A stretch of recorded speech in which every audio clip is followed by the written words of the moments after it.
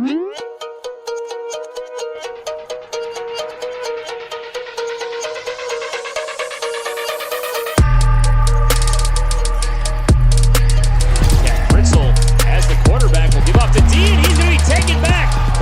Sears for a loss of 4.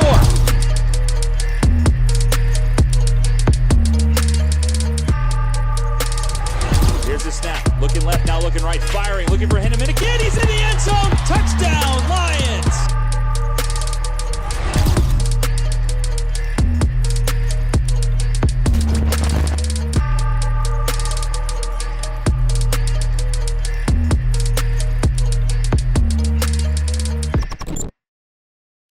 All right, so you got to be careful what you ask for. So you asked for it, you got it. Here's our national anthem. So we start off this great event here.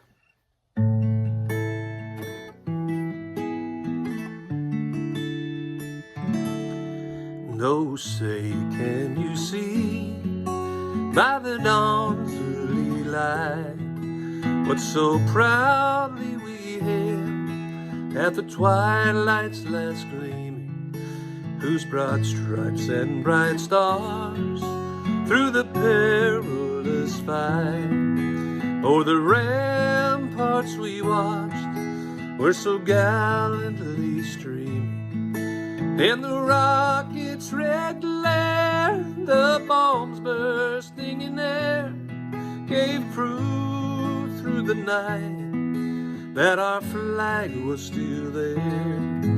Oh, say does that star-spangled banner yet wave o'er the land of the free and the home of the brave?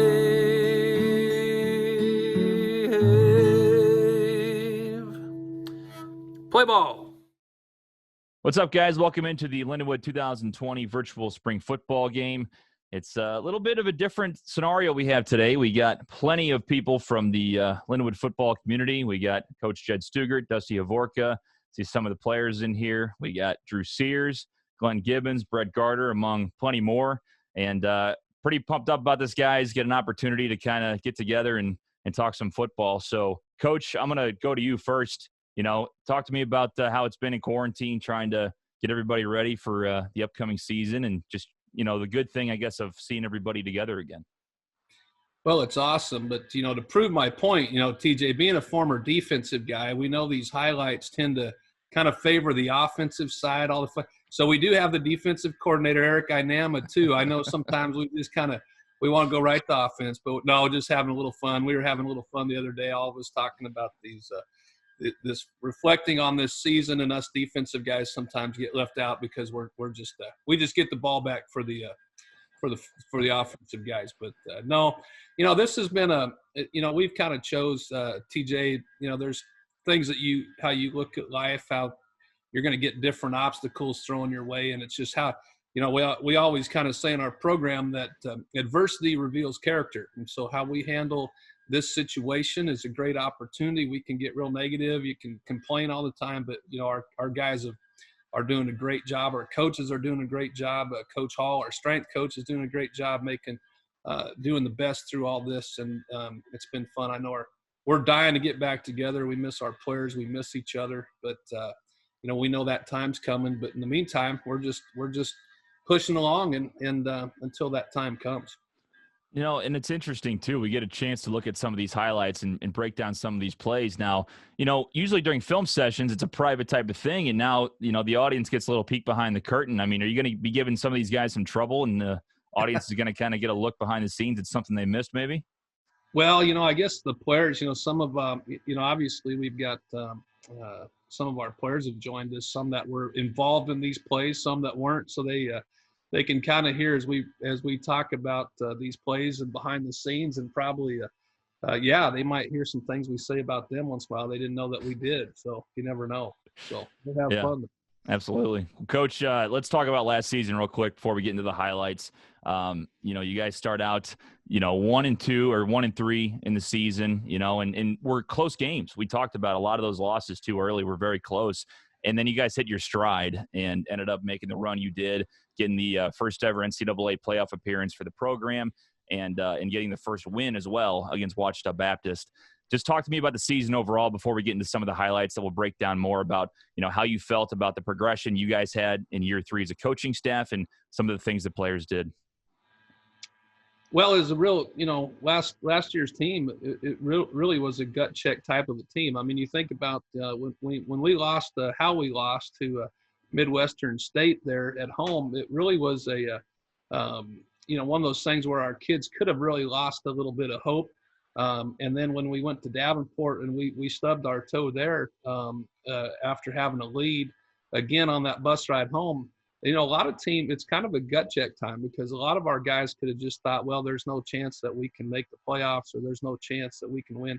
But I think the fact that we knew that the conference was out ahead, and we had a chance to win the conference, so it did feel like a clean slate. And we just always talk about what's important now. That's kind of a little thing that we say all the time, and control the controllables. And so at that point, when we came back, we knew after that start, like you said, they were close. What we saw as a coaching staff compared to, how this season was different than our first couple of years that we got here, was when things went wrong, we didn't fall apart. We didn't lose hope. We didn't lose our resolve. We just kept grinding, kept fighting, and we were able to, and that kind of paid off as the year went on, because we had to claw ourselves out of some holes, and we were able to do that. So, I just give so much credit to our players, just believing in each other and never quitting on each other, and just keep believing. And that's kind of how that reflection of the season, that's kind of how it went. And we talk about some of the games too, and we'll get to one of them in a second, about the comeback wins you guys had, where you fought all the way to the end, and it became one of the some of the most memorable finishes in Lindenwood football history.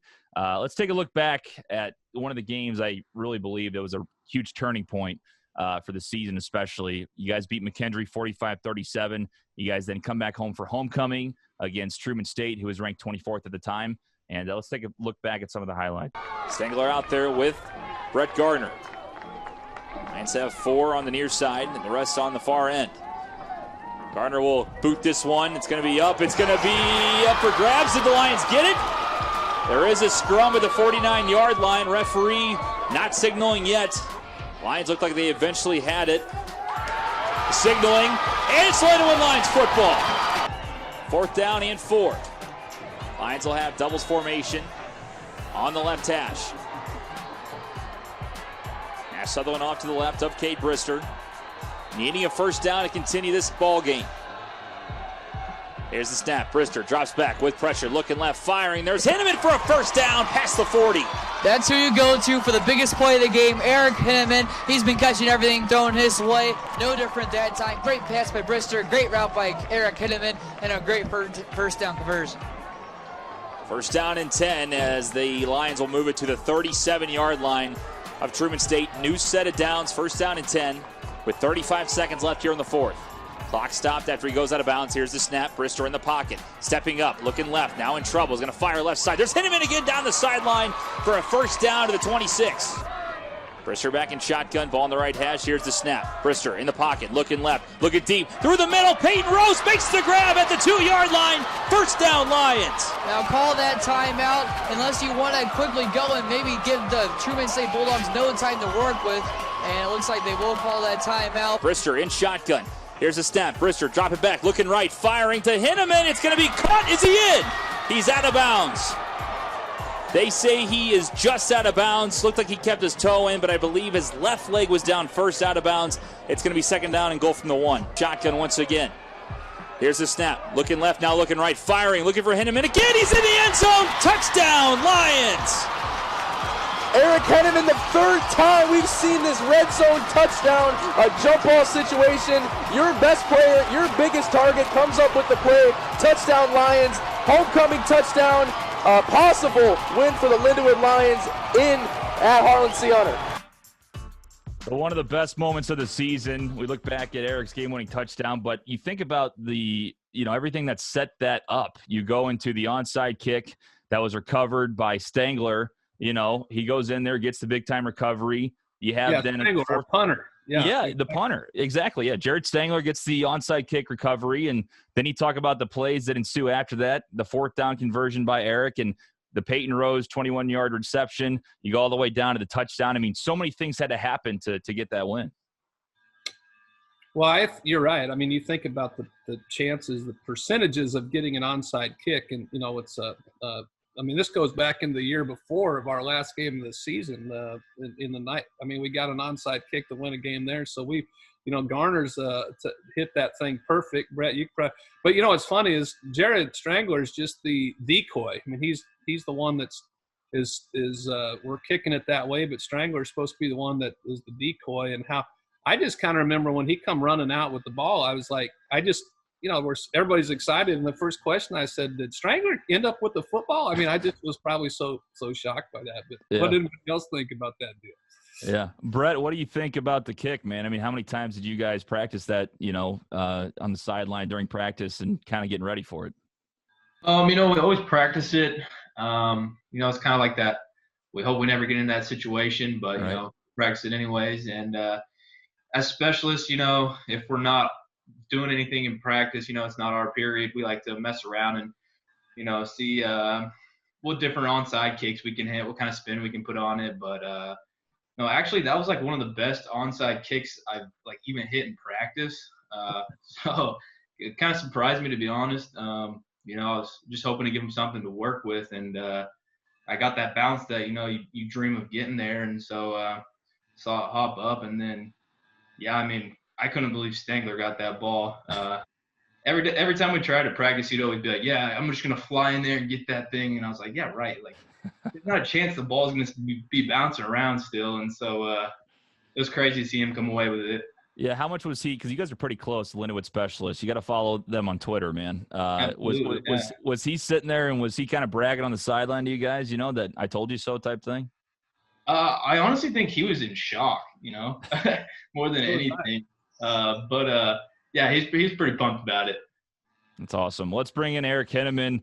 You guys had a great end of the game. You were one of the main guys in that last drive. You talk about the first 4th down conversion that set up the next first down, that set up the Peyton throw. You go through that entire series, kind of looking back at those highlights. What was going through your mind as that was going on? Well, I actually didn't realize how many seconds we had left. We only had, I think, like 26 seconds left. And a lot of the other plays take away from the 4th down conversion, which was just like I don't know. They had times in the previous years when we've been caught on 4th down, and me and Kay had to make a play like that to win us the game or whatever it may have been. But that 4th down play was super important. And then when I was watching the highlights on that first one that they threw in the back of the end zone, I just don't think that ref could see my like one of my back feet. But to me, I definitely caught that first one that he threw. I thought you did too. Definitely did, man. I thought somebody might have caught that on like camera, probably like to show a little better. But yeah, I mean, if it didn't work the first time, let's just try it again. And then it was pretty easy the second time around. And yeah, man, we worked that a lot though, man. Me and Kay, trying to perfect that fade ball is so hard, but it really takes a lot of work. And throughout the week, that's like our money play. So we know that we need to work that. And yeah, it just paid off, man. That was a exciting win. Probably like one of my best highlights for sure. I thought your right toe was down for sure. When I first saw it, I was shocked they said out of bounds. So I mean, I'm sure you now that you're confirming that, I know I was right up there. Dusty, when you guys were on the 2-yard line, it was not only the fact that you had all these downs to work with, you still only had less than 10 seconds to get in the end zone. Was it the plan to go to Eric the whole time, or were you guys looking at other things? Yeah, I think we had 11 seconds. So, if you run the ball, run around a little bit, you get held up at all, your clock's going to be gone really, really quick. And I just knew that we were going to take 3 attempts to Eric, and they weren't going to guard him 3 times in a row. I mean, 2-time All-American. And like he said, Cade and him put in, and the other receivers as well, put in a lot of work during the week and for a lot of months on that exact play, that exact moment. And we were just going to keep going to that well, and we could get 3 off before we needed to kick a field goal in that scenario. So when he was called out of bounds, you had no doubt that it was the next one was going to him and the one after that. 100%. Yeah. No doubt. I've always felt like that safety. I still feel like that safety wishes they just called the touchdown on the first one to get him over. I think he knew it was coming, and he had to relive the whole thing again. That was the one guy mentally I was worried about after the game, because everybody in the stadium knew, including him, where the ball was going, and so we just needed to call and check the next day if he was still okay. He knew what was going to happen. And, a slow death, basically. But, well, it was awesome to see. I got to throw out too. Eric won't. Big E he won't bring this up, but has a really very severe injured shoulder from Davenport into we held him out of McKendree.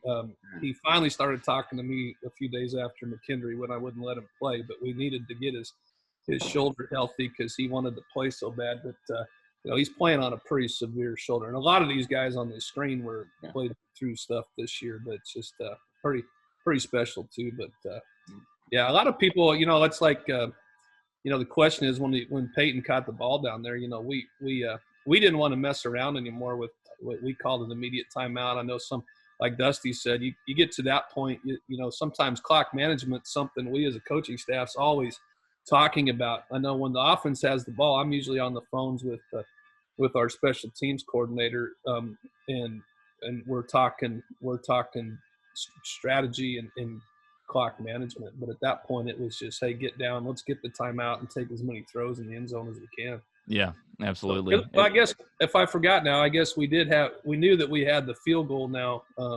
This was obviously I forgot the time or the score part. So we would have had the field goal we needed to go over overtime, but at least we were going to go for a couple shots of the win before. Yeah, absolutely. And like you said, you were going for the pass anyway, so you knew if it was incomplete 3 times, you had the 4th down option with a couple seconds left to kick the field goal. So, well, the strike to Peyton too. I mean, people, I look at that throw, going back and seeing that on Sunday, just rewatching the game, and the confidence for Cade to stand in and throw that ball. So he was working today. I mean, he's actually got a job, so he can't be here with us. It's kind of I'll say it for him too. Just that throw to Peyton was huge. I mean, just step up and fire a strike. Yeah, it was awesome. The stadium was electric, and with it being on homecoming too, just took it to another level. So you move on to the next week against Saginaw Valley. Another close fight, another one that was back and forth, and another one that you didn't expect when you see a walk-off win. The week before, it's kind of hard to see that it happens 2 weeks in a row, but. Let's take a look at what happened in the final seconds. Fans on their feet, 4th down and 10 from the 36. Doubles formation for Brister in the offense. Ball in the middle of the field. Sutherland off to the left. Pressure looked like it will come. It will come here. Here's a snap. Brister looking right, firing deep. Najee Jackson, he's there. Touchdown, Lions! Najee Jackson wide open to the end zone. The DB fell down. Brister found him. Lindenwood's up by 3. Najee with another walk-off winner again in the final seconds. Coach, we've talked about this play a ton in the offseason, especially of, things that Cade and Najee and all the receivers have practiced, and the fact that it was just a kind of a little signal to know that where the safety was and Najee was going to beat him one-on-one. Yeah, Dusty can talk about it, but I remember – Dusty, were we coming out of a timeout there for the 4th down call? Because I remember, and I'll let him kind of tell you, our priority was we just needed to get a 1st down. So we were going to run a smash combination, really smash route to get to the 1st down marker. That was the whole thing. Dusty, you can talk him through kind of how, but our objective there was we need a 1st down. So that was not the play call. Yeah, ultimately it was, it was 4th and 10. Time was ticking. I think, what was there, 26 seconds? Something like that, yeah. Something around there. But, we knew we could, if we needed to get a 1st down, they had been kind of giving us a corner throw for much of the day in their base defense. And So we kind of we broke the huddle knowing that, we could take that, or we could take a quick throw to the sideline and go get the rest of those yards if they were going to play a certain way. Mm-hmm. Really simple concept, both sides. And they decided to walk down one of their safeties to the near sideline, just a little too tight. A guy that's standing flat-footed, if you watch the film really closely, he's flat-footed at 8 yards, I think, if not 7. And I said this previously, but, Cade and Najee had missed 2 previous times in that game. We'd gone deep. Najee was behind the defense, and they just didn't quite connect. Mm-hmm. But, there was no question that, the trust they have in each other to go back to it, make it happen. We did the quick signal. We are a signal offense, so we're always signaling. We're always doing stuff like that. So they presented an opportunity, and we were able to capitalize on that opportunity.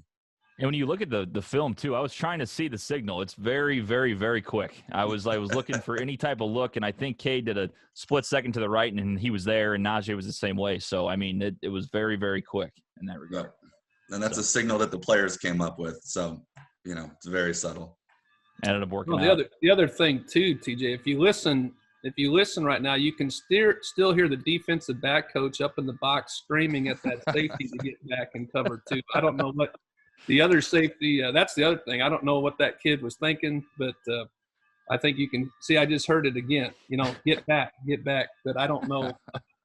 You look at their defensive formation. The corners are pressed. The other safety's back at 12. They are totally supposed to be in cover 2 in that safety. I don't know if he thought, well, I'm going to lock him down, but when that's the thing that shocked me a little bit too, is when he walked up flat-footed at 8 yards, it was Katie bar the door. Here we go. And originally the play was, you're looking at Najee anyway, the smash route, correct? Is that you were looking for him to go kind of up and then to the sideline like a – Yeah, we just wanted to get him to the first down marker, and so we had another throw in the end zone. So the whole that's what we came out. It's just say, hey, let's get that's going to be our best percentage throw to the first down marker based on what they've been giving us. So and it's interesting too, because it's that was the second time that happened that day. Mm-hmm. We had, I think it was a 3rd and 10 earlier in the game that they walked down and pressed all of our receivers in a 3rd and 10 situation. And that was when Peyton caught the touchdown over the top of the DB. We did the same thing, sent the call in. It wasn't good. Got Cade's attention, made the quick adjustment, and we capitalized on an opportunity again. And again, another walk-off win, just 2 weeks in a row. Just, Coach, I'm sure your heart rate was up a little bit, but it had to be nice to be on the good side of it, Oh, yeah, without a doubt. And again, I'm not just saying it we got a few defensive dudes here, but, you really think about even the Truman game we talked about with that. Their offense was very, just the job our defensive guys did, even against Truman. But, Saginaw had a heck of a running game. I think is one of those things where we, to be in that, and I had it. I know Eric and I and Dusty, we were all kind of talking the other day just about when we set this thing up as coordinators, and they're, you kind of forget about just the specifics throughout the game. And those are things I think about is just I remember how kind of potent that run game was. We took it back. Didn't they have that big old back to Inama that we really kind of shut down too? The only thing that I've heard a few times here, Coach Stugart, is clock management. And so, I think going into the next season, one thing that we really might have to look at is how we handle clock management. Because if you look at Truman and Saginaw, I mean, if the offense could have scored with zeros on the clock, we wouldn't have to go back out as a defense. So we might have to that's one thing I was disappointed in that the offense didn't hold up their end. Sorry, you got to score to win anyway, so it is an offensive game. Now, I've heard a lot of clock management, fellas. I don't know, something we need to work on. Oh, man. Well, we've been talking a lot of offense. We've been talking a lot of offense, as Coach was mentioning. But one of the biggest defensive games was a couple games later. You guys beat Quincy 33-27 on the road. And then you come back home again against UIndy, the game that was circled on a lot of people's schedules for a while. Top 10 in D2 and a game that you knew was going to be a fight. And let's take a look at some of the highlights. A huge play of the defense. 4th and goal from the 1. Edwards now will change up the play. 5:11 left to go here in the first. We are scoreless here in St. Charles. Keller now moves off to the right in shotgun. 2 receivers far side. Here's the snap. Edwards now hands off McKellar left side. Dives forward. Did they get him? Is he in? He is not. Stopped at the 1-yard line. And TJ, you wanted energy. You want a way to get back into this ball game against a top 10 opponent in Division II, stuff like that. I mean, the Russian defense so far on this drive has been solid. They stopped one of the best Russian defense in the entire nation on their own goal line. Props Lindenwood defense and prop to this team. 3rd down and 8 now. Ball in the right hash. Doubles formation. Here's the snap. Brister play action. No time. Left side firing. Dumps it off. There's a first down. Nash Sutherland now to the 25, to the 30, to the right side. Jukes through and he's off. To the 40, to the 45, to the 50. Gets a nice block to the right side, to the 40, to the 30. Out of bounds at the 27-yard line of UIndy. A huge play for Nash Sutherland in the offense. It was just a 3-yard gain on first down. 2nd down and 7 now for TJ Edwards with McKellar to his right.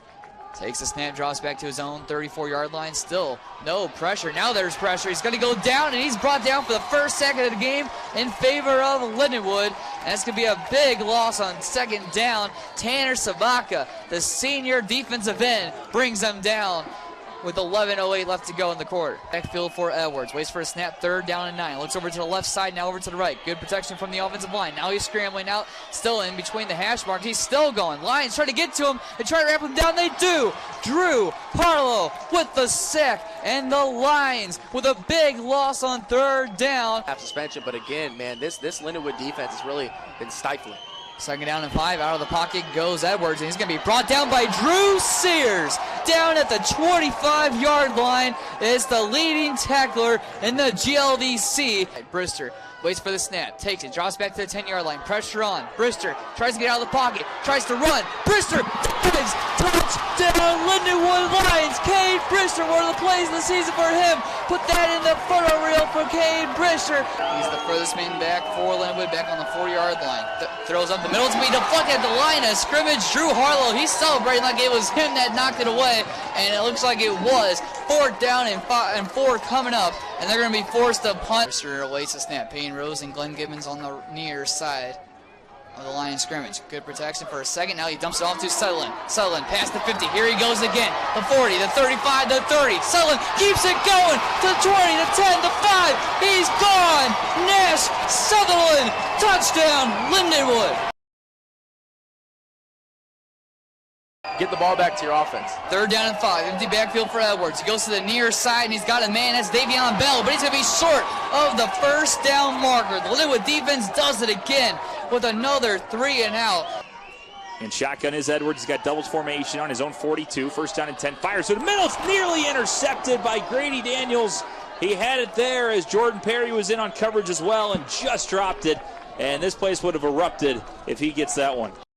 Just a great game all around. The defense, Coach Inama, we'll go to you first, was just all over the place, getting a lot of pressure on Edwards, who, as a lot of you guys know, one of the best quarterbacks in the GLVC coming into the game.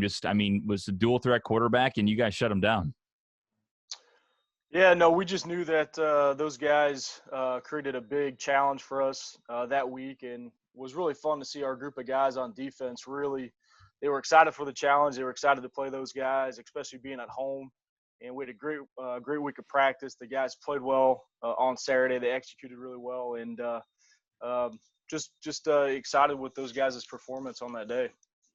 And Drew, we'll bring you in here. You were one of the guys that was all over the quarterback in that game, and just talk about what you saw out there, what the original game plan was going in about kind of containing Edwards and what he could do with his legs. Yeah, we knew he was a mobile quarterback. I think the big thing that kind of set the tone for the defense and for the game was that goal line stop out the gate, and that was huge. And we also didn't have Grady Daniels, at least in the first half of that game, because of a targeting call the week before. But, that was huge. I don't know how many sacks we had on the day, but we contained them pretty well. And we knew they had a bigger back, so their run offense was one of their strong suits. And I think we held our own. And, that game wasn't as close as the final score projected at the end, because we held them by 2 touchdowns, I think, the majority of the game. So I think defensively we did a great job, and we got the pressure in the backfield that we needed. And, it was a fun day defensively. That fourth down stop is kind of what started, your guys' day and was the big time moment, for the defense in that game. When you watched it, they actually looked like they were going to audible into something else, and they moved the running back off to the right. Did you guys change anything, or were you just kind of keeping the same plan on that play? We were locked into whatever was called, and I mean, we thought that either the quarterback might pull it or they just try to go up the middle with their big back, and we shut them down. And I think the big thing was they're a team that's so used to getting out to a lead and winning that when they went up 10-0, I think they kind of thought like, okay, this is our game. We came in here, we're going to do what we thought we were going to do. And, we're a team that fights, and we came back from that and then went up and never looked back. So it was an exciting day, and we showed that we're here in the GLVC to dominate, and that's what we did. And TJ too, I got to jump in here too, but I think I started my career as a defensive line coach. So I mean, I got to tell you, Coach Grab, he had a lot. He had a lot on his plate that week with that quarterback, and the thing was they really kind of observed breaking down film. Goose, you can probably speak to that, but just where he was, we really identified where he was, where that quarterback, where we wanted him to escape to, where he was not as effective. And so our whole pass rush was designed, yes, with some spy stuff through, but also just the cage rush, as we call it, because we knew that when he stepped up through the B gaps and escaped is when he really hurt people. So that, just our D line and the preparation for that. Goose, how many times did I tell you, remind you during the game? What did I keep saying? Probably you got sick of hearing, but you were right on top of it, man. You didn't need me to tell you. So, yeah, that week we kind of did a whole deal where we didn't really, as weird as it sounds, we didn't really rush the pass all that much. We were basically just straight bull rush, constricting the pocket. And when he ran around, making him run around back there instead of breaking the pocket going forward and hurting us with his legs, was trying to make him throw to beat us. That was the biggest thing with him, because you saw in the previous games, I mean, that weak side B or that open B gap, the bubble B gap, when he would escape through there, he'd really hurt some people. And I think he got through it once on us and reeled off a big scramble. But for the most part on that day, it was good. The guys, they took the game plan. It sounded crazy where we're not really going to rush him. We're just going to bull rush. And they did a great job and kind of submitting to that and doing their part. And you guys had a bunch of different guys on the defensive line that stepped up. I mean, Harlow had a good game. Sabatka had a lot of pressure. So it wasn't just one guy having a day. Everybody kind of did their job. Yeah, that was really good to see. All right, well, I mean, again, it's a game that was all the way around. The defense was one of the main focuses, but we'll bring in Nash too, man. I mean, some of the biggest plays in the game.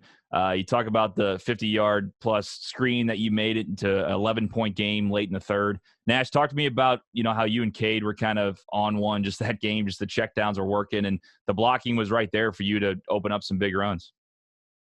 So we talked about during the game, like there's just a lot of open opportunities for us for the checkdowns. And so they were there all game, and we just made it happen every time they didn't cover me on the checkdown. Well, and the same thing too. I mean, even that play after the fourth down stop, that one play you see that gets them into their territory, that was a big play to get you guys some breathing room. It ended up not being a scoring drive, but it just shows that, that 50-plus yard play, that the one turned into a touchdown and that first one turned into an opportunity for you guys to score. It was a big part of the game.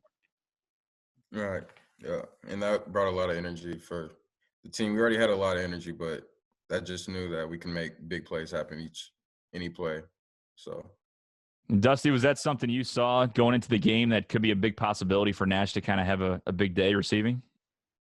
Well, the first one, he kind of cut out on that first one where, the defense, great stop on the goal line. Then we get to trot out there at the half-yard line and go make something happen. I think we got a few yards on the first play, and then Nash tried to explain it, but it was actually a broken play. Cade pulled it and made a decision. His decision broke down, and Nash, great job by Nash, just being aware, just playing a little bit of football. Cade found him again late, and he makes a lot of things happen in space. But that was kind of a theme on the season a little bit too, was we were going to try to take our shots and go downfield, but if a defense wasn't going to allow it, we could check down to we could check down to Nash, and there was going to be a lot of good things that happened from that. I think the coolest thing when you watch that over the course of the season, you know, guys like Eric, Glenn, Peyton, Najee doing diving blocks, you know, they felt that, like they knew that if we weren't going to throw the ball in the air and get it to them, that if that ball was dumped down to Nash, go find somebody to block and he'll take it to the house. So you really see a selfless group of guys, even though you might have been open on a deep bomb or something like that. It wasn't kind of sulk and throw your hands up in the air. Like everybody was working towards the same goal. And so that's, you know, it isn't necessarily that we always necessarily know that it's going to be there, but nobody guards a check down. Just ask the defense and Skelly.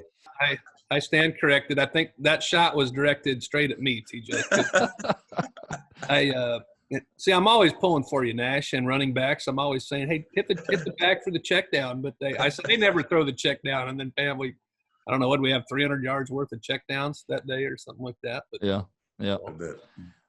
It's hard to guard, you know, an offense that has, you know, Cade who can do it both ways. He can throw, he can run. You got, you know, top receivers. You got the best tight end in the conference, and then you also have, you know, Nash who just can turn it into anything from a little screen. So it's really hard to defend what you guys are doing out there. I'd probably ask. I see Lloyd on here too, just defensively. Lloyd, how are you guys? I've never asked you this, but just like you guys were so. You really had the onus as a defense that day. I mean, that quarterback, they were prolific offense. Like, what was your guys' like talk in the locker room the whole week and just mindset coming into the Indy game?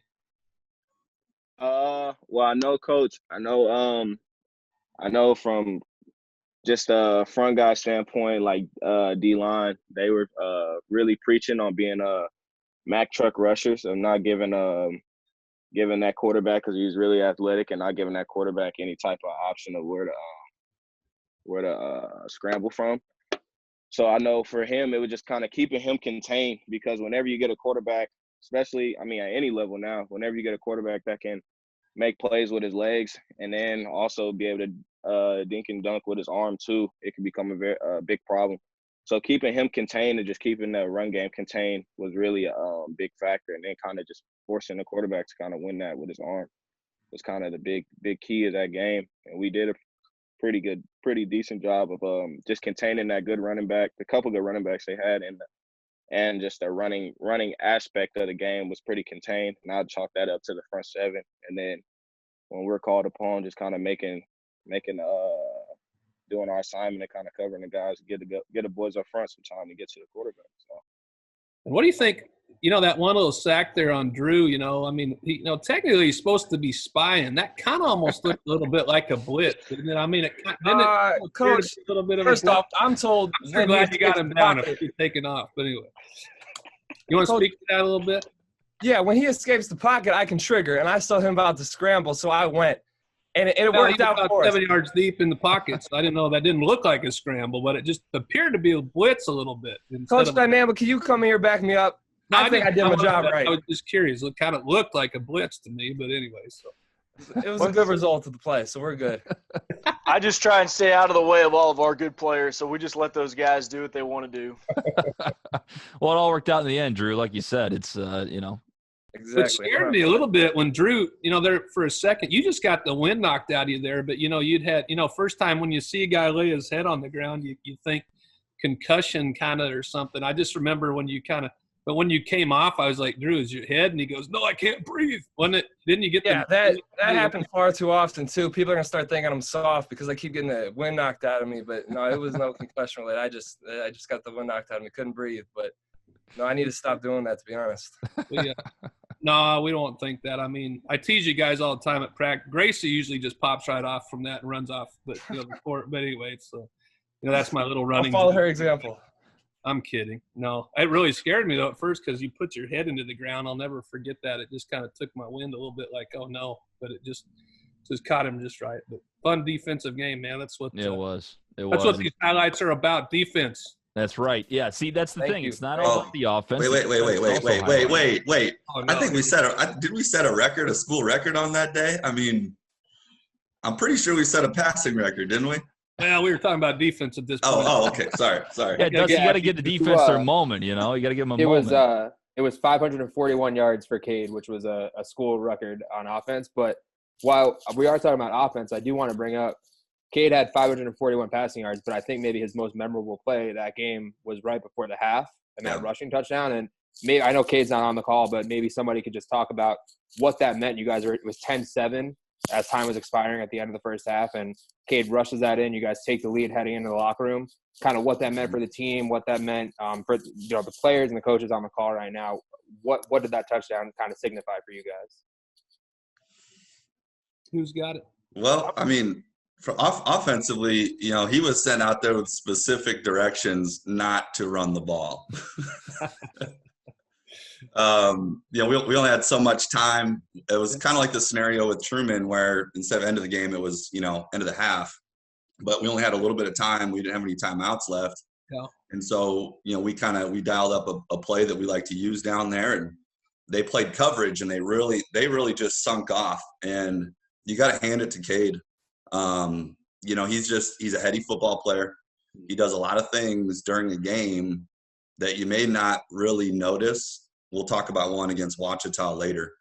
But he saw an opportunity, you know, and you trust a kid like him. I think going back to Drew Sears and Coach Inama's conversation, but you got to trust your guys that make plays when they want to make plays sometimes. And so he saw the opportunity, he took it, and I don't see that kid get stopped when he wants to go make something happen too often. So when I think now that you're saying that you told him not to run, he's going to make sure he gets in if he is going to run. He better get in the end zone, you know? Yeah. Yeah.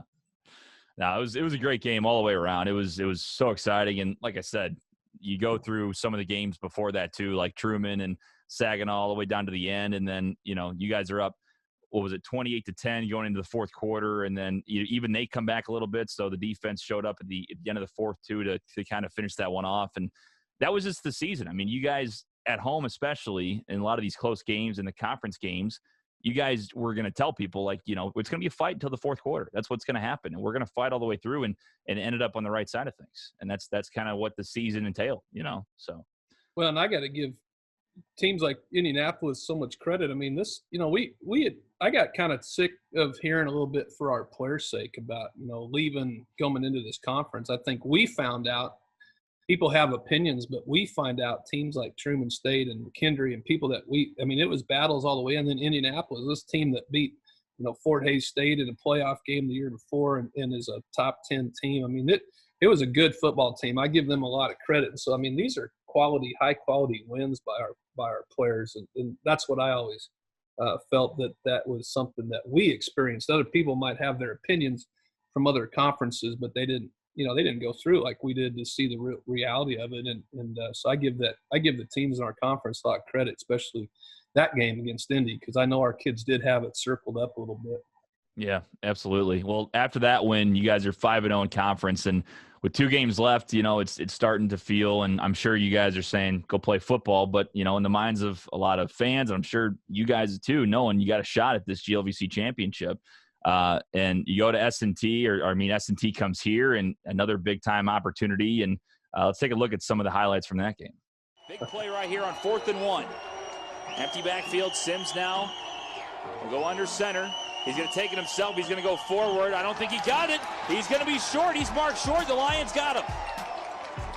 The Lions defensive line won that drive for them. They tried to run up the middle 3 times in a row. Every person in the stadium on their feet. 2 seconds left. 3rd down and 8. 40-yard attempt for the win for Ben Styron. Missouri S&T trying to get the win. A low snap. The clock, it's going to be blocked. It's up for grabs. The Lions are going to get on top of it. It's going to be up. The S&T Miners get it, but that's going to be it for regulation as the Lions on the bad snap will get down. They come up with a huge block, and we're going overtime here at Hunter Stadium. 2nd down and 10 now from the 12. Cade back in shotgun. Doubles formation again. Here's the snap. Brister dropping back, looking right, firing now. There is Glenn Gibbons trying to go inside. Still on his feet, diving for the end zone. Did he get in? Touchdown, Lions. Glenn Gibbons, a guy that we've been talking about recently for his touchdown last week, and right there, just an extra effort play. You want effort in this situation. You want to be part of the reason as to why this Lindenwood Lions team wins. And Glenn Gibbons coming up big there, just on a catch outside of the 5-yard line. 4th down and 4. Lions get a stop. They win. S&T trying to continue the game. 37-31 Lions. Sims in shotgun, 2 receivers far side. Jones off to his right. Here's the snap. Sims looking right, firing. He's going right for the end zone. It's going to be up. It's going to be knocked down. And that's going to do it. Jordan Perry with a huge play. And the Lindenwood Lions will win this one. Another great finish again to put you guys to 6-0. And, Coach, let's start with the blocked field goal. I know you got a little story on what happened on that blocked field goal, so take me through that play. Well, yeah, coming out, these are practices that, in practice, we practice these things. And, what block left, block right, is it a block middle? It's all based on scheme, on the field goal team scheme of how you're going to attack something, or maybe from the hash mark, it can decipher. And, the funny thing is I feel bad. I don't even want to mention his name because, it's like he'll think we're basically just having a little fun with it. But we did. We seriously came out of the huddle. And, and we have the block left on, so we know JP, Jordan Perry, is going to – he's coming off the edge for the block. And in our block, we always have a scoop and score guy. And so from the right edge, and that's Ricky. And, we told him right there at the hat to say, hey, dude, be right there. Jordan's going to block this thing and scoop and score and go take it back for a touchdown. Of course, when the excitement of the game and everything, your emotions, it was just so funny because, the ball bounced after the block right where we wanted him to be, and we wouldn't probably even be in overtime. We would have ran it back for but at that point, we didn't care. It's just like, hey, we just blocked the field goal. We're going to overtime. And now these guys that are on the screen see why in spring ball in our B-style practices, we always practice overtime in B-style practices, right, guys? You never know. So it's kind of fun. We prepare for all those things. So, but heck of a effort and heck of a block. Just a great game. And I told our guys, and you don't have to tell them, they know. It's every game. We were the new guys on the block. We were the ones that, and even we were, I think, picked behind.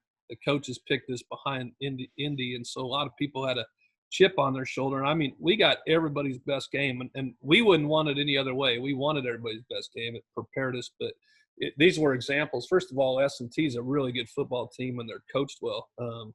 And so we knew it was no fluke at all that this team, and they played their tails off and took us all the way to the end. So you guys get the blocked field goal, and then I know Glenn's here on the call as well. Glenn, you get the big-time catch. Kate saw you on the little 5-yard out, looked like, and then you did the rest. Tell me about, that play, about that extra effort you had to get in the end zone.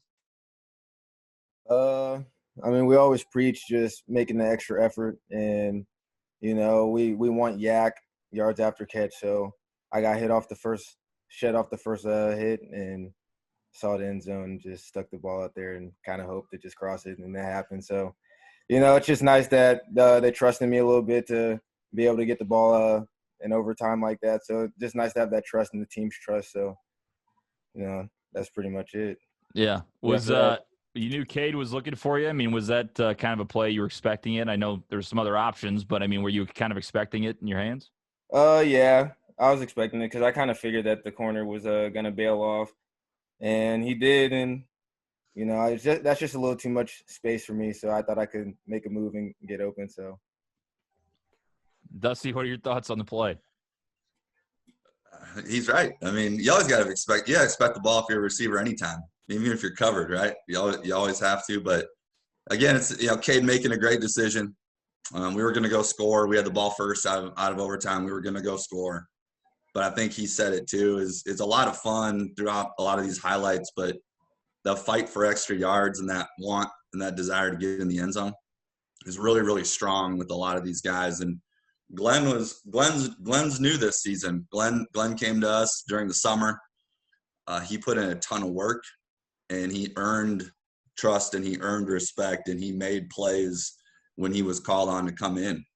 And so that was just a great example of the show up of Glenn Gibbons, man. Yeah. Yeah, it was great. It was a great play, great ending. And And of course, Inama, as you said, it wasn't a walk-off for the offense. Defense had to come back out and help seal it. And you get JP one-on-one coverage and batted that one out of the air. I mean, what were you expecting S&T to bring on that last drive to try to tie it?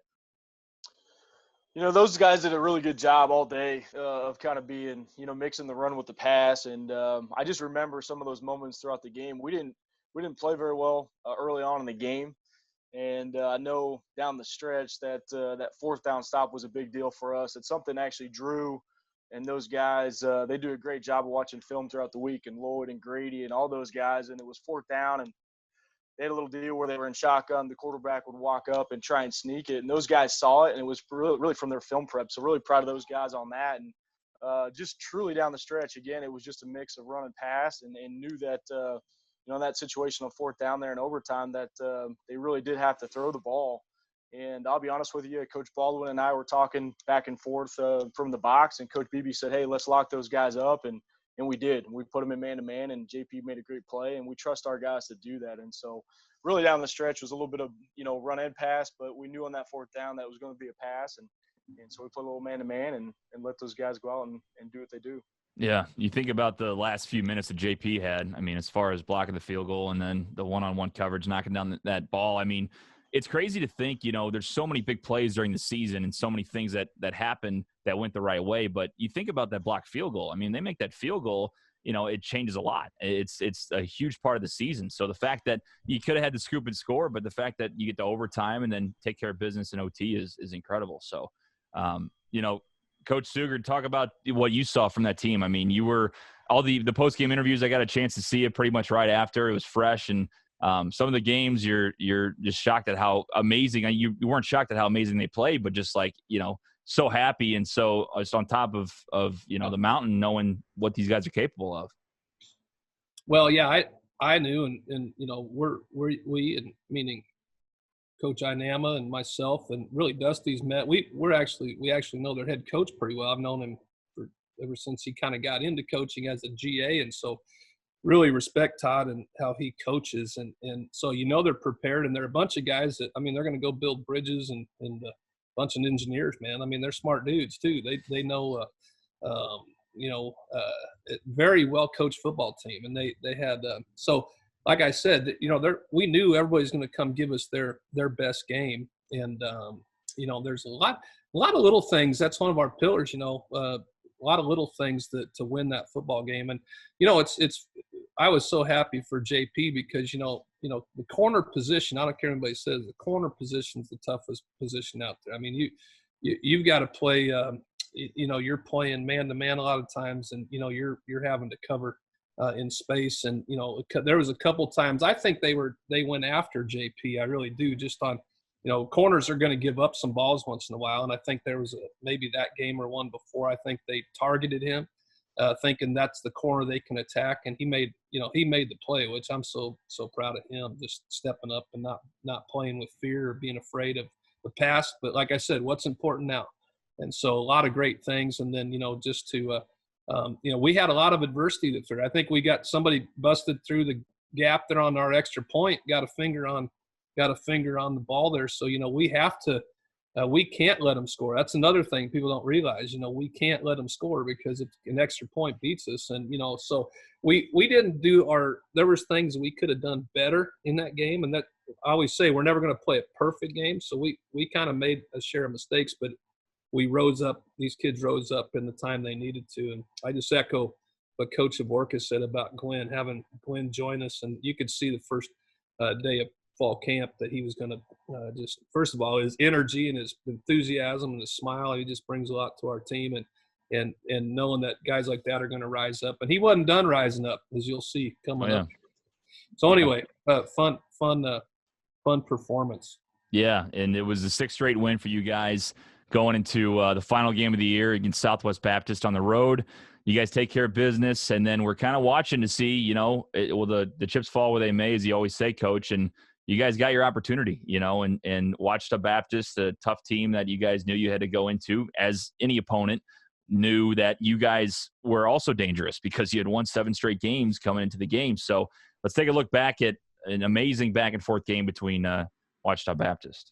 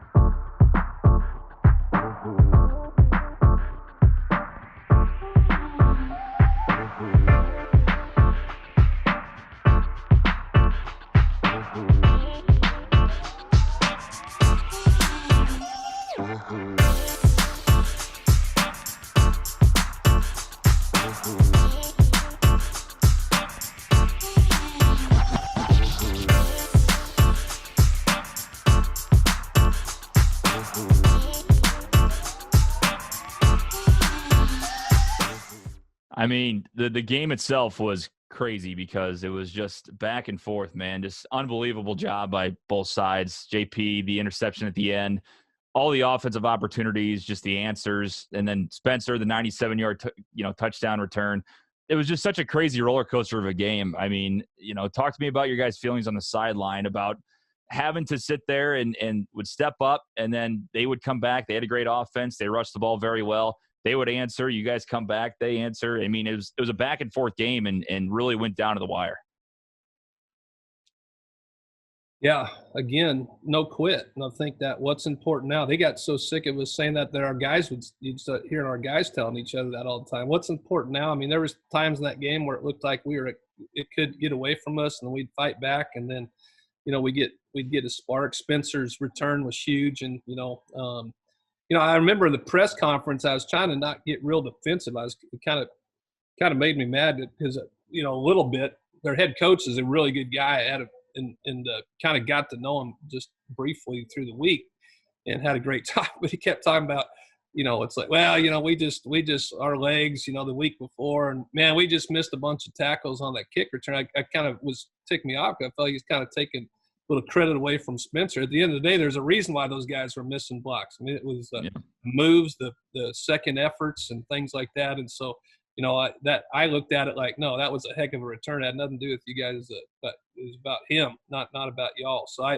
that was a heck of a return, one of the best I'd seen. And you guys all know what I was smiling at the end there. So we got a little break there on the 5-yard line with Caleb Erweiler, so who I love to death. But probably I'm glad you can't go back and check replay on the blocks in the back. Yeah, that's right. Right, Vince? I tell you what, too, E will bring you back in, man. Another big-time opportunity. That 3rd down and 4 catch, which set up the game-winning, which turned out to be the game-winning field goal. Similar play to what you saw, again, against Truman. A sideline shot and kind of you going one-on-one, trying to overpower the cornerback, and it worked out. I mean, it was just a big catch because if that goes incomplete, that's a long field goal opportunity, probably takes you out of field goal range. So, I mean, talk about that play and, what you and Cade were looking for there.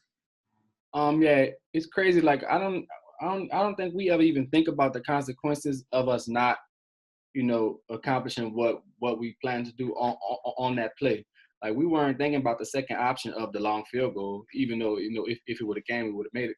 But it's just a routine thing that we've been able to work on for 3 years now. Me and Cade redshirted our first year, then played the second year, and our 3rd year. So that back shoulder is pretty much unstoppable.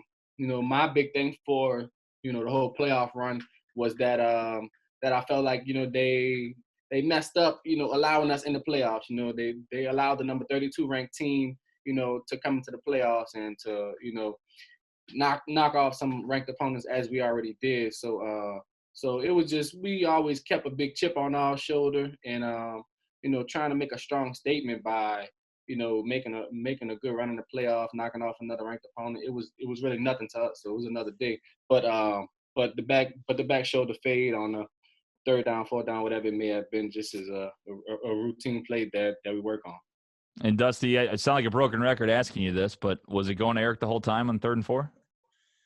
Yep, it definitely was. Situationally, third and 5. They had started to kind of cover us down a little bit with one high safety, and they were giving us backside one-on-one coverage. And, it's such it almost kind of brings like some emotions up, because Eric has already said it, but, for the last 2 years, him and Cade have connected on that ball.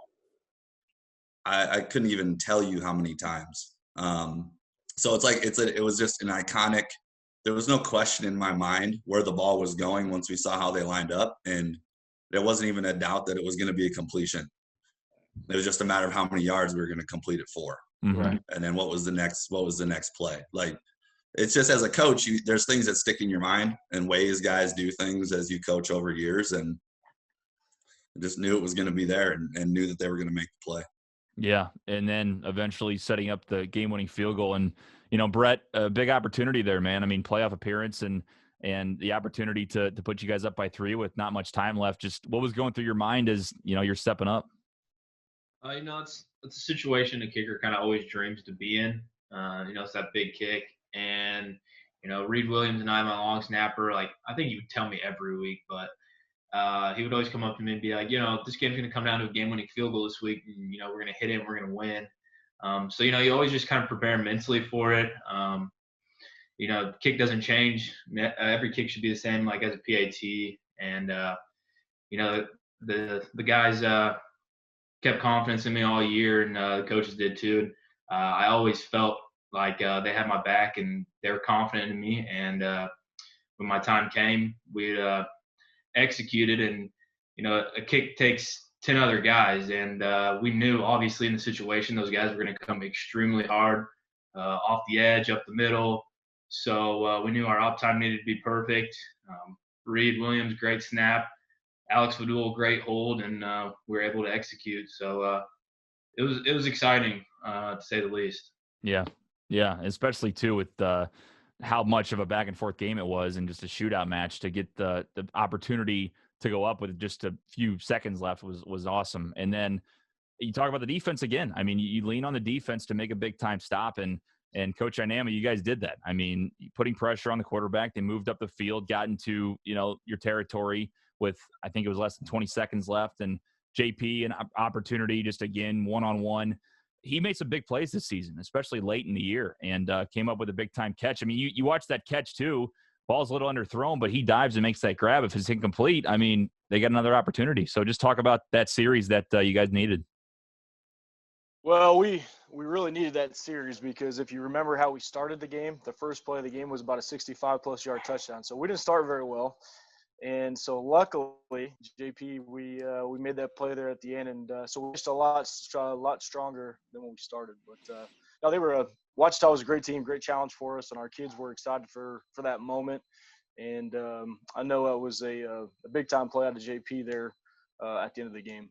Yeah, and I saw the reactions you guys had. I mean, on the field, on the sideline, and I guess the one thing that a lot of people didn't see is the reactions in the locker room and the bus on the way home. I mean, what was the feeling? It was obviously electric, but maybe tell us some stories about some things that were going on and just how hyped the locker room was.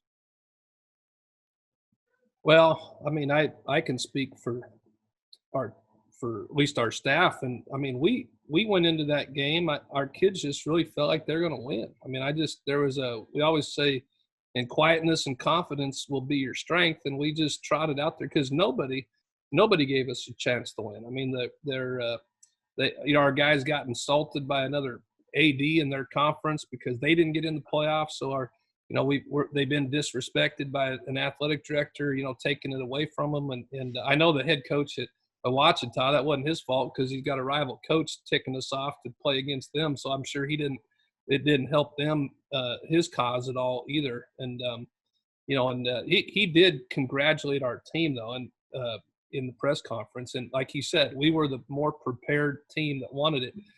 He was kind of trying to figure out, he was kind of in shock that they lost because he was trying to say it was the week before and when you're in the playoffs, you got a whole different type of energy, man. It has nothing to do with the week before. So yeah. I just still want to give credit to our guys. They were well prepared. We knew, I think sometimes, a good football staff, which I'm just blessed to have understands that these guys, when they go game plan for their sides of the ball, is you respect what somebody does. Defensively, we had a huge task.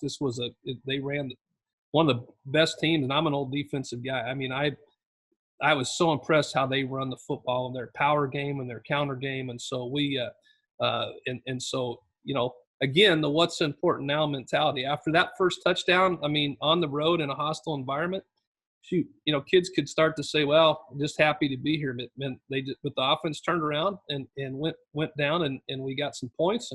And next thing you know, we just didn't go away. It's just a great out of all my years and all my wins and even playoff wins and even played in a national championship game, that atmosphere to me was still probably one of the best and proudest and most exciting moments I've ever been a part of, and I got to share it with these guys. Well, one thing that I would say that really stuck with me after the game, and the camaraderie or whatever, it was that the parents that were so involved in our season, like they all showed up to that Washita game, and after the game, I remember some of them being teary eyed and just showing so emotion, and that was really special to see. That just showed growth, showed a true following, a real family, maybe Lindenwood hasn't had, that big of support, following them to away games and stuff like that. But for all of the parents to be there and for us to, give them that win, in some type of way, that was real special to me. Yeah, and you guys showed too. I mean, just all the way through the year, giving the fans and everybody that follows Lindenwood football just this excitement. I mean, and the excitement not just for what happened last season, but for the future and what's to come for this program. I mean, that's the thing is it was so neat to be a part of all those wins, as me in the press box and seeing, the reactions from the sideline and then the fans all up and just louder all the time and people coming in and more fans coming in each home game. It's exciting and it's cool because there's so much more to be had and there's so much more that could be coming out of this, and it's just exciting to look at.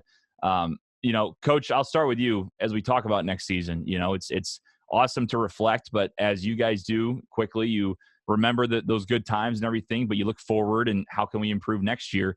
What are things you look for? I mean, after a season like this, it's the obvious answer is getting, farther in a playoff run. But what are some things you see that you guys want to work on that you expect to improve on and things you expect to even do to make a longer run this coming season? Well, we really recruited the needs to our team. We didn't graduate. We graduated just a few guys, so we bring back a lot of players for this next season. But we had to fill in some. We really want to address some depth issues. To really get deep in the playoffs, you got to have really solid depth because of injuries and things like that. We kind of limped into the second round of playoffs, and really that's a part of that was. That's why it was such a special year because if you look at where we were physically as a team and how some of these guys were playing so hurt, to win a first round playoff game in the condition we were is such an amazing accomplishment on top of the win. But so we've addressed those depth issues. I think part of it is obviously we wanted to get into spring football and be able to, number one, just get back to football but to, get some of these guys that we were able to bring into our program this at mid-year just to address some of our to get them in our program. But they've really come in well. We've had obviously we get we get two new coaches on our staff that are on this call, and Coach Denver Johnson and Corey Bethany that I'm really excited that we've added to our staff. It's fun when you see with success, you see your coaches go on and take head coaching jobs and coordinator positions. And so, the next step is to bring coaches onto your staff. So just really excited to add Denver, who's Johnson, to our offensive line, who's had just a great career as a position coach, as a head coach, as a coordinator. So to bring that type of experience onto our team, we've known each other for a few years, and just excited about him. And then Coach Bethany, we met kind of when we got here. Obviously, spoke at our clinic. Really enjoyed what he did in our clinic, and Coach Havork and him developed a great relationship. We always felt after that clinic, I always felt like if we get a chance to hire him to our staff, we want to take that opportunity, and so that opportunity presented itself. So, we're excited to add two coaches into our staff, and we've added Coach Baldwin gets to move into he's taken over special teams as our special teams coordinator, and Brian's been with us from the get-go when I got here and kept him on our staff, and I feel like he's been with the rest of us we're all together for 7 years when we got here, and Brian always felt like he was one of those guys. So excited for him. So a bunch of exciting things. I think it's more the disappointment of not being able to. Yeah, obviously we want to do spring football, but just to get these guys. But hey, they're going to be prepared. We've done a lot of meetings, virtual meetings, and when the moment we get the opportunity to start fall camp, we'll be ready to go. And so a lot of excitement about this next year. I think our biggest challenge is really is not to take it for granted, that it's just going to happen again. So, I think we have to ratchet up, and guys like I see, Lloyd and Drew defensively who've stepped really have always been leaders in our defense, but those. To see guys like them and everybody, really all the guys on this screen. I see Andrew Martin. I see guys that haven't spoke much, but are on this call that work behind the scenes like they're hungry, but they know that we got to take it to another level. So we're not just a first-round playoff team. We want to be a national championship team, and that means we have to work even harder than we did last year. And those guys know it. I think they're not taking anything for granted because we will remind them of some of the start of the year. There's a few games that we will be reminding them of to make sure they don't lose their focus. Right, guys? So we're not going to take it for granted. Absolutely. Well, guys, really appreciate your time today. I think this has been awesome. A little peek behind the curtain of last season. And I think everybody just is wanting things to slowly kind of get back to normal. We're excited about you guys getting back on the field whenever that may be. And just appreciate your time today. We're pumped up about next season. TJ, yeah, go ahead. I'm out. Nice to see y'all, man. I got things to do. Love y'all, man. Lions for life. Well, TJ, we thank you so much. We thank you so much for this. And Michael, the work behind the scenes that you guys did putting this virtual spring game together, reflecting on this. So we appreciate you guys for all your hard work and covering us in the media department. And we're blessed to have y'all. So love y'all and can't wait. We'll be back together soon. So thanks, guys.